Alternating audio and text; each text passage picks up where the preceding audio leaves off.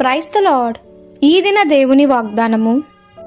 ఆలకించుడి, నా ప్రియుని స్వరము వినబడుచున్నది, ఇదిగో అతడు వచ్చుచున్నాడు.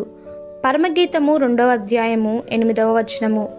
ఒక వ్యక్తి ప్రభుతో అవరోధం లేని సహవాసాన్ని కలిగి ఉన్నప్పుడు ఆయనపై ఆ వ్యక్తిలో ప్రేమానురాగాలు జీవంతో ఉట్టిపడుతూ ఆయన రాకడ పట్ల నిజమును నమ్మకమైన లోతైన ఆశ అతనిలో జన్మిస్తుంది.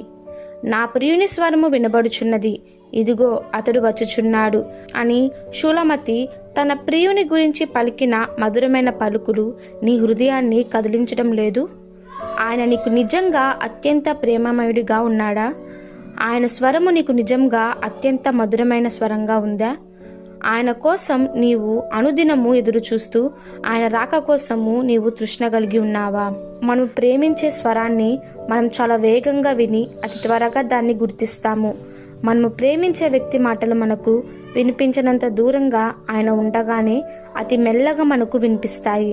మనకు అత్యంత ప్రియుడైన ఆయన మధుర స్వరం మనల్ని నిద్రలేపి మన హృదయాలను ఆనందింపజేస్తుంది. నా ప్రియుని స్వరము వినబడుచున్నది, ఇదిగో అతడు వచ్చుచున్నాడు అని ఆమె సంబర ఆశ్చర్యాలతో పులకరించిపోతూ పలుకుతుంది. ఈ క్షణము వరకు ఆమె ఏ వ్యక్తి కోసము కళ్ళు కాయలు కాచేలా ఓపికతో నిరీక్షిస్తూ వచ్చిందో ఆ వ్యక్తి తనకిప్పుడు సమీపంలో ఉన్నాడు. ప్రభు సమీపముగా ఉన్నాడు, ఇదిగో అతడు వచ్చుచున్నాడు. ఈ దిన దేవుని వాగ్దానము మనందరి జీవితంలో నెరవేరులాగున ప్రభు కృప మనకి తోడై ఉండునుగాక. Amen. God bless you all.